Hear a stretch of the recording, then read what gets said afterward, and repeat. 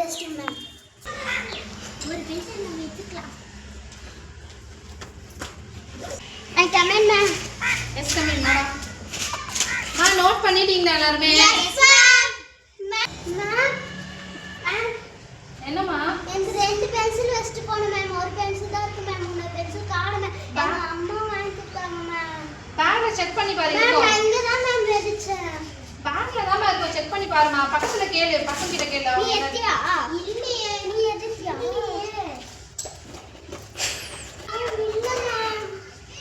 இல்லையா? மா நீங்க இருக்கிறது 3 பேர் தானே இருக்கீங்க. பென்சில் யார் எடுத்தது? நான் இல்ல மேம். நான் உண்மையை சொல்லட்டுமா மேம்? என்னம்மா? தாங்க தான் மேம் அவ பென்சிலை எடுத்தா. எப்படி சொல்ற நீ? நான் பார்த்துட்டு தான் இருந்தேன் மேம். ரெஸ்ட் ரூம் போகும்போது இவதான் மேம் அவ பென்சிலை எடுத்து பேக்ல வச்சிருக்கா.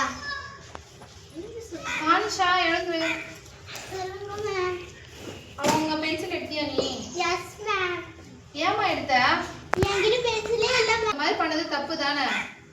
அவங்க அம்மா கஷ்டப்பட்டு வாங்கி கொடுத்துருக்காங்க. உங்களுக்கு தேவைன்னா நீ அவங்க கிட்ட கேட்டிருந்தா அவங்களே கொடுத்துருப்பாள். அந்த மாதிரி தெரியாம எடுக்கலாமா? இனிமேல் இந்த மாதிரிலாம் பண்ணக்கூடாது, சரியா? அடிப்பாங்க திட்டுவாங்கன்னு சொல்லிட்டு இந்த மாதிரி திருட்டு வேலைலாம் பண்ணக்கூடாது. நம்ம படிக்கிற பசங்களை நம்ம தான் வந்து இன்னொருத்தருக்கு வந்து ரோல் மாடலா இருக்கணும், ஓகேவா? அதனால இனிமேல் வந்து அந்த மாதிரி அவங்களுக்கு தெரியாம அவங்களுடைய பொருளை வந்து எடுக்கக்கூடாது. கேட்டுதான் அவங்க கிட்ட இருந்து வாங்கணும், ஓகேவா?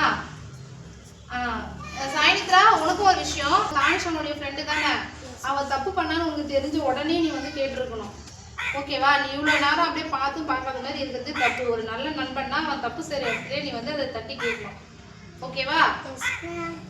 இந்த சாரியா உன்னோட பென்சில் நான் இப்படி திருடி எடுத்ததுக்கு என்ன மன்னிச்சிடு. என்கிட்ட கேட்டிருந்தேன்னா நான் உனக்கே கொடுத்துருப்பேல. இந்த எடுத்துக்க, நீயே வச்சுக்கோ. தேங்க்யூ சாக்ஷியா. இந்த மாதிரி யார் பொருளும் திருடக்கூடாது. டீச்சர் திட்டுவாங்க, சார் திட்டுவாங்க. யார் பொருளும் திருடக்கூடாது. நம்மளுக்கு இல்லைன்னா கூட மற்றவங்க கிட்ட கேட்டு வாங்கணும்.